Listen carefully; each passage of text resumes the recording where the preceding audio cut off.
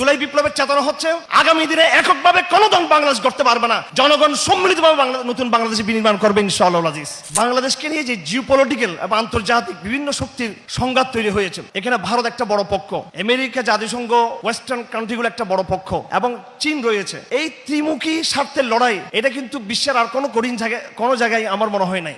আলাইকুম ওয়া রাহমাতুল্লাহি ওয়া বারাকাতুহু।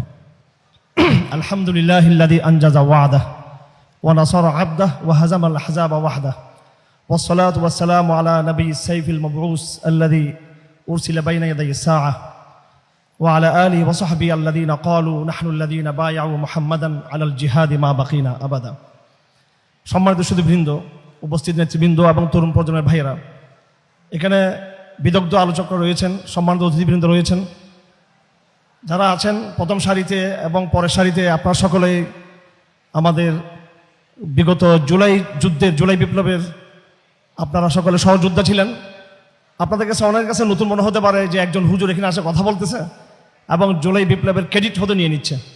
দেখুন, এটা আমার ফেসবুক আইডি, হারুন ইজহার নাম দিয়ে আমি চালাই। যদিও বারবার আমার এই আইডিকে কিডন্যাপ করা হয়েছে বিগত স্বৈরাচারী সরকারের পক্ষ থেকে। এরপর আমি যুদ্ধ করে টিকে থাকার চেষ্টা করেছি। পুরো জুলাই মাস জুড়ে আলহামদুলিল্লাহ আপনাদের সাথে ছিলাম। যারা অনলাইনে ছিলেন, যারা রাজপথে ছিলেন, তারা ভালো করে এটা জানেন। যদিও আমরা সেই মূল্যায়ন পাইনি এবং জানি না সামনে এই মূল্যায়ন না পাওয়ার যে খেসারত এই জাতি দিবে, সেটা আমরা বুঝতেছি কিনা। খেসারত বলতে সেটা অর্থনৈতিক খেসারত, উন্নয়নের খেসারত বলছি আমি। গত 28শে জুলাই, নিশ্চয় আজকেও 28শে জুলাই, সম্ভবত আজকে 28 তারিখ জুলাই মাসের, আমাদের অবিসংবাদিত বিপ্লবী এক তরুণ নেতা এবং অত্যন্ত জ্ঞানী ব্যক্তি, ব্রাক ইউনিভার্সিটির সাবেক টিচার, যাকে ফেসিবাদ বিরোধী অবস্থানের জন্য যাকে ব্রাক ছাড়তে হয়েছে এবং আপনারা সকলে জানেন তিনি কারাগারে নিক্ষিপ্ত হয়েছিলেন। এই 28 তারিখ তিনি গ্রেপ্তার হয়েছিলেন। আমি ফেসবুকে লিখেছিলাম আসিফ মাহতাব গ্রেপ্তার, হাসবুনাল্লাহ। এটা ছিল প্রায় রাতের গভীরে 2টার দিকে আমি মেসেজটা দিয়েছিলাম। তার বোন আমাকে ফোন করেছিল। তো পুরো জুলাই মাস জুড়ে আপনাদের সাথে ছিলাম। এই অধিকারটুকুর জায়গা থেকে আমাদের কথা বলার অধিকার আছে। এই চেতনার যে ভুল কিছু ব্যাখ্যা দেওয়া হচ্ছে, আজকে ঢাকাতে হেফাজত ইসলামের একটা গোলটেবিল আলোচনা ছিল, সেখানে জাতিসংঘের যেই মানবাধিকার দফতর কায়েম হবে সে বিষয় নিয়ে আমাদের আলোচনা হয়েছে। দেখুন, আমাদের অবস্থানে একটা ম্যাচুরিটি আছে। আপনারা এটা মনে করবেন না যে আমরা মৌলবাদী গোষ্ঠী সবসময় উত্তেজনা তৈরি করি, একটা সাম্প্রদায়িক দাঙ্গা লাগিয়ে দিই, উত্তেজনাকর কথা বলি, সেটা না। আমাদের কিছু কনসার্ন আছে, সেগুলো আমরা আগেও ভবিষ্যদ্বাণী করেছি। হাসিনার আমলে আমাদের কনসার্ন ছিল তাকে নিয়ে, ফেসিজম নিয়ে এবং ভারতীয় আধিপত্যবাদ নিয়ে। তখন আমরা ভবিষ্যদ্বাণী করেছিলাম যে হাসিনাকে একদিন অবশ্যই বিদায় নিতে হবে। হাসিনার সাথে আমরা বিগত 17 বৎসর লড়াই করেছি। শুধু জুলাই আন্দোলনে আমরা লড়াই করি না, 17 বৎসর লড়াই করে 2009 সাল থেকে আমি কারাগার ঢুকতে শুরু করেছি। আমি সেই লড়াইয়ে আমরা একদিকে হাসিনার বিরুদ্ধে লড়াই করতাম এবং ভারতীয় আধিপত্যবাদের বিরুদ্ধে, সাথে সাথে আমরা আপকামিং বাংলাদেশ সম্পর্কে আমাদের একটা কনসার্ন ছিল, সেটাও বলতাম যে বাংলাদেশ কি ভারতীয় আধিপত্য থেকে মুক্ত হয়ে এবং হাসিনার ফেসিজম থেকে মুক্ত হয়ে নতুন কোনো ফেসিজম প্রবেশ করবে কিনা, বা পাশ্চাত্যের পশ্চিমাদের কোনো আধিপত্য এখানে বিস্তার হবে কিনা। জাতিসংঘ মানবাধিকার অফিসে কায়েম হচ্ছে, আবার আরও বিভিন্ন উদ্যোগ আমরা দেখতে পাচ্ছি।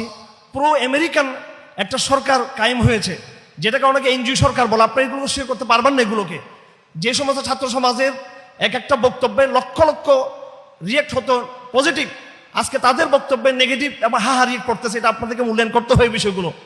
এখন এই দোষ ভারতের ঘাড়ে, হাসিনার ঘাড়ে, আমেরিকার ঘাড়ে চাপিয়ে না দিয়ে আমাদের যে দুর্বলতার জায়গাগুলো আছে, ব্যর্থতার জায়গাগুলো আছে, সমন্বয়হীনতার জায়গাগুলো আছে, আমাদেরকে অহংকার পেয়ে বসেছে। আমাদেরকে প্রত্যেক দল আমরা মনে করছি আমরা হয়তো ক্ষমতায় যাব, প্রত্যেকের ক্ষমতার মোহে আমরা বিমোহিত হয়ে আছি যে আমরা হয়তো আগামী দিনে বাংলাদেশকে গড়ে তুলব।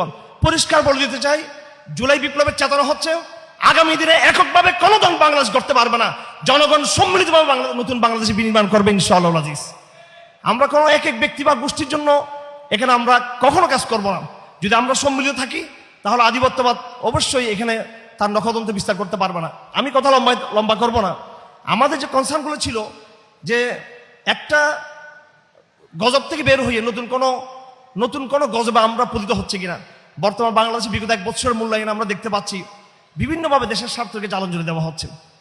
এই বিষয়গুলো আমাদের মাথায় রাখা উচিত। এবং আজকে আমি শুধু একটা কথা বলে আমি শেষ করবো, সেটা হলো বাংলাদেশকে নিয়ে যে জিওপলিটিক্যাল এবং আন্তর্জাতিক বিভিন্ন শক্তির সংঘাত তৈরি হয়েছে, এখানে ভারত একটা বড় পক্ষ, আমেরিকা, জাতিসংঘ, ওয়েস্টার্ন কান্ট্রিগুলো একটা বড় পক্ষ এবং চীন রয়েছে। এই ত্রিমুখী স্বার্থের লড়াই, এটা কিন্তু বিশ্বের আর কোনো জায়গায় আমার মনে হয় নাই।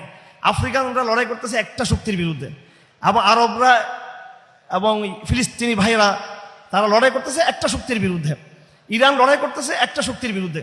কিন্তু বাংলাদেশকে লড়তে হচ্ছে ভারতীয় আধিপত্যবাদের বিরুদ্ধে, বাংলাদেশকে লড়তে হচ্ছে এই মগের মুল্লুক যারা আশেপাশে রয়েছে তাদের বিরুদ্ধে, বাংলাদেশকে লড়তে হচ্ছে এই পশ্চিমা স্বার্থের আধিপত্যের বিরুদ্ধে বাংলাদেশকে লড়তে হচ্ছে।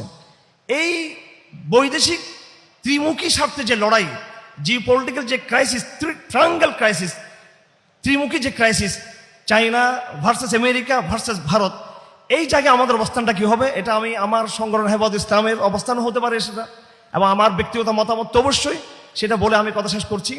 এই জিওপলিটিক্যাল ক্রাইসিসকে সামনে রেখে আমাদেরকে আমাদের প্রধান শত্রু মিত্র আমাদেরকে নির্ণয় করতে হবে, না হলে নতুন বাংলাদেশ পুনর্গঠন এখানে হবে না। যারা প্রথম সারিতে বসে আছেন, এখানে অনেকে রয়েছেন যারা আগামী দিনে মন্ত্রী হবেন, চাहे সেটা জামাত থেকে হোক, এনসিপি থেকে হোক, অথবা বিএনপি থেকে হোক, যেটা অনেক বেশি সম্ভাবনা বিএনপি থেকে হবার। আপনাদের উদ্দেশ্যে বলতে চাই যে আমাদের অবশ্যই জিওপলিটিক্যাল এই পলিসি নির্মাণ করতে হবে। আমাদের প্রস্তাব হলো, বিগত 17 বছরের জুলুম নির্যাতনের এবং বিগত 16 বছরের আধিপত্যের যে ঘটনাগুলো ঘটেছে বাংলাদেশে, তার আলোকে আমাদের অবস্থানটা হলো, এবং এটা আমার প্রস্তাব, যে এই বৈদেশিক আধিপত্যবাদের ত্রিমুখী লড়াইয়ের মধ্যে অবশ্যই আমাদেরকে ভারতকে আমাদের প্রধান শত্রুর কাতার রাখতে হবে আমাদেরকে। এখানে আমরা কোনোভাবে চীনের সাথে আমরা সংঘাত চাই না। এমনকি আজকে আমি হেফাজত ইসলামের মিটিং স্পষ্ট বলেছি, আপনারা জানেন আমাদের জাতিসংঘের মিশনের ব্যাপারে আমাদের অবস্থান স্পষ্ট, আমরা এটার নীতিগতভাবে এটা আমরা বিরোধিতা করতেছি। তারপর আমরা বলেছি যে জাতিসংঘের চেয়েও কিন্তু ভারতীয় আধিপত্যবাদের বিষয়টা আমাদের জন্য আরো ভয়ঙ্কর। সেজন্য বাংলাদেশের নতুন বিনির্মাণ, যেটা আমরা জুলাই বিপ্লবের চেতনা, সেই চেতনাকে ধারণ করে আগামী দিনে আমাদেরকে চ্যালেঞ্জ মোকাবেলা করতে হবে। যারাই ভারত বিরোধী স্ট্যান্ড নিবে, আপনি ভারতীয় স্ট্যান্ড নিয়ে আপনি এতিম হয়ে যাবেন না, ভারত আপনাকে গিলে খাবে না। আপনি জাতিসংঘের সাথে আমেরিকার সাথে স্মার্টলি ফাংশন করবেন, আপনি চায়নার সাথে স্মার্টলি ফাংশন করবেন, মুসলিম বিশ্বের সাথে আপনি স্মার্টলি ফাংশন করবেন। প্রধানত মুসলিম বিশ্বকে সাথে রাখতে হবে, দ্বিতীয়ত চায়নাকে সাথে রাখতে হবে, তৃতীয়ত আমেরিকা এবং ওয়েস্টার্ন কালচারগুলোর সাথে সম্মানজনক একটা ডায়লগের এবং পারস্পরিক বোঝাপড়ার টলারেন্সি জায়গা থাকতে পারে এখানে। কিন্তু ভারতীয় আধিপত্যের সাথে, ভারতের সাথে ডায়লগের, ভারতের সাথে টলারেন্সির কোনো রকমের কোনো অবস্থা তৈরি করতে বাংলাদেশে দেওয়া হবে না। ধন্যবাদ সকলকে। আসসালামু আলাইকুম রহমতুল্লাহ বরকাতুহ।